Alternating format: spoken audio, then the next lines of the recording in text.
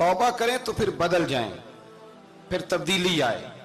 और ये कोई मुश्किल काम नहीं, जो बदलने वाले थे वो बदल गए।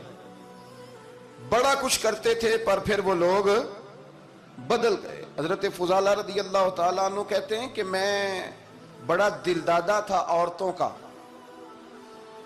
और मेरा माहौल ये था कि मैं कत्ल भी कर लेता था, माज़अल्लाह चोरी भी कर लेता था, और रात मेरी तबीयत थी माज़अल्लाह नई से नई औरत के पास जाना।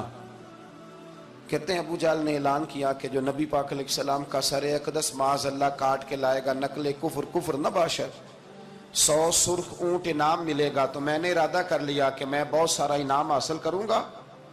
कुरान मजीद में ना अल्लाह फरमाता है कि बहुत सारे लोग ऐसे हैं जिन्हें अगर मैं रिस्क में कुशादगी दे दूं, ज्यादा पैसे दे दूं, फरमाया बागी हो जाएं, वो सरकश हो जाएं। ये बहुत सारे लोगों को जो अल्लाह तबारक व तआला एतदाल में रखता है तो ये उनके लिए बेहतर है। हर बंदा दौलत के होते हुए नेक हो सकता, तो ये अल्लाह अगर रखता है ना एतदाल में तो शुक्र करे अल्लाह का, वरना तो लोग अय्याशियां करें, पता नहीं क्या कुछ कर गुजरे। तो हजरत फुजाला कहते हैं कि मैंने खंजर तैयार किया और मैंने बगल में उसको छुपाया, ऊपर मैंने चादर ओढ़ ली। अब मुझे पता था ज़ोहर की नमाज के बाद नबी पाक सल्लल्लाहु अलैहि वसल्लम तवाफ़ काबा के लिए, बैतुल्लाह शरीफ के तवाफ़ के लिए जाते हैं। कहते मैं भी उस तरफ बढ़ा। रस्ते में ना वो खातून जिसके घर मैंने रात आना था, मैंने दरवाजे पे दस्तक दी। मैंने कहा कि तैयार रहना, तैयार रहना, आज मैं बड़े पैसे लेके आऊंगा। उसे मैंने ये कहा और फिर मैं चला गया बैतुल्लाह शरीफ का तवाफ करने। कहते हैं अल्लाह के महबूब भी तवाफ कर रहे थे तो मैंने भी तवाफ शुरू कर दिया।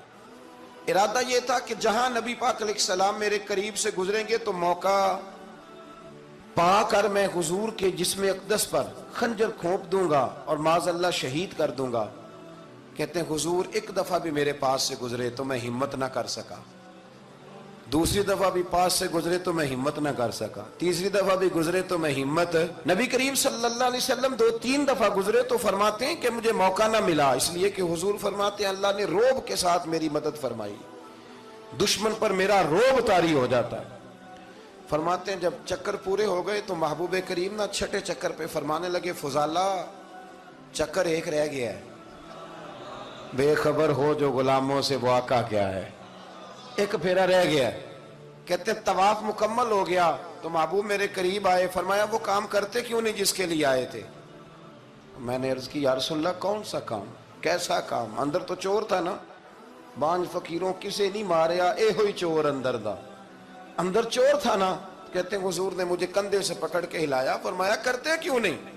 जब हुजूर ने हिलाया तो वो खंजर भी पैरों में गिरा और मैं भी रसूलुल्लाह के पैरों में गिर गया। मैंने कहा हुजूर मुझे कलमा पढ़ा दें। कहते हैं हुजूर ने पहले मेरे दिल पे दस्ते मुबारक फेरा, फिर मेरे नबी ने मुझे कलमा पढ़ा दिया। अब ना मुरीद होने वाला कहता है कि जी आहिस्ता आहिस्ता मैं ठीक हो जाऊंगा। अब वो आहिस्ता आहिस्ता का क्या तर्जुमा है ये बिल्कुल समझ नहीं आती। भाई किसी बंदे से 5 लाख रुपया लेना है तो उससे वो कहता है जी मैं आहिस्ता आहिस्ता दूंगा, 500 रुपया दे दिया करूंगा रोज का, तो कहते हैं मेरी रकम खराब होती है, पूरे दो। और नेकी की बात जब आती है तो कहते हैं हजरत साहब दीन इतना सख्त नहीं है, मैं आहिस्ता आहिस्ता ठीक हो जाऊंगा। अब मैं मगरिब इशा पढ़नी शुरू कर दी है मैंने, अब मैं तस्बीह ले ली है, कल मैंने भी आहिस्ता आहिस्ता मैं ठीक हो जाऊं। यानी रकम लेनी हो तो वो आहिस्ता आहिस्ता कबूल नहीं है। लेकिन और मकान की रजिस्ट्री अगर करानी हो तो मालिक मकान कहेगा आहिस्ता आहिस्ता करा लो, कहते हैं पैसे पूरे दिए, सवेरे चल और बयान दे। ये क्या बात हुई? यहां ये जो हमारा माहौल था ना, कर लेंगे हो जाएगा, यकीन करें लोग कब्रों में चले गए हैं पर मस्जिदों में नहीं आए। हर काम से लोग रिटायर हुए पर गुनाहों से रिटायर नहीं हुए, आखिर तक तबाही उतर गई लेकिन लोग बदलने को तैयार ना हुए। हजरत फुजाला कहते हैं अभी मैंने कलमा पढ़ा, अभी मैं वापस आया, रास्ते में वो बीबी खड़ी थी। कहते मैं वो शख्स था कि औरतें मरती थी मेरे ऊपर और किसी की जुर्रत थी कि वो आए बाएं शाएं करे, लेकिन फरमाते हैं मैं बीबी के पास से गुजर गया। पहले तो उसका ख्याल था रुकेगा, लेकिन जब मैं रुका ना तो दरवाजे पे आई, और जब मैं गुजर गया तो उसने आवाज दी, लेकिन मैंने सुनी अनसुनी कर दी। जब आगे बढ़ा तो मेरे पीछे दौड़ी। فرماتے ہیں مجھے پکڑ کے کہنے لگی فضالہ تجھے کیا ہوا، تو وہی نہیں جو یہاں سے گیا تھا؟ آپ فرماتے ہیں میں کبھی نہیں رویا تھا، میں کبھی نہیں رویا تھا۔ اور جب کہا نا تو وہی نہیں، کہتے میں نے سر اٹھایا تو میری آنکھوں میں آنسو تھے۔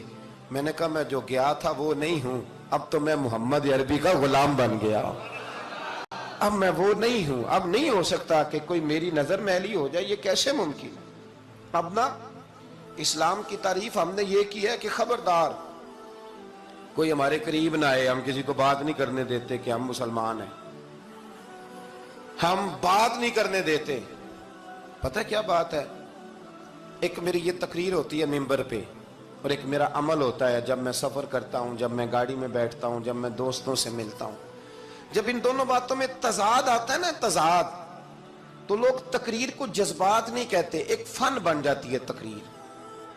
آپ کو پتہ ہے نا وائزین نعت خواں کہتے ہیں میں نے محفل لوٹ لی، پھر لوگ شمار کرتے ہیں کتنے لوگوں نے سبحان اللہ کہی، پھر لوگ شمار کرتے ہیں کہ آج 5 بندے روئے بھی تھے جب میں تقریر کر رہا تھا۔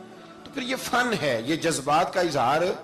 سمجھ لیں بات کو کہ عمل جب آپ نہیں نہ کرتے عمل، تو آپ خود بڑے بے چین رہتے ہیں کہ یار یہ میں کیا کر رہا ہوں، یہ کون سا گورکھ دھندا ہے کہ میرا عمل صفر ہوتا جا رہا ہے۔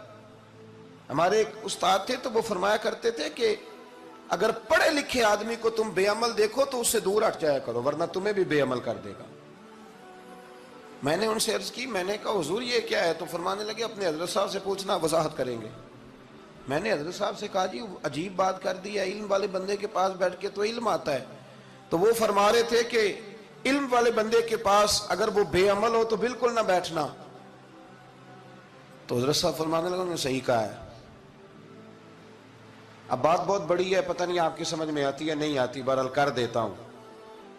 پڑھا لکھا بندہ اگر بے عمل ہو تو اس کے پاس، تو میں نے کہا حضور کیوں؟ فرمانے لگے اس لیے کہ وہ اپنی بے عملی پر بھی دلائل دے گا، وہ بے عملی پر بھی دلیلیں قائم کرے گا کہ یہ وجہ ہے تو اس لیے میں ایسے کر رہا ہوں۔ تو چونکہ وہ بے عمل ہے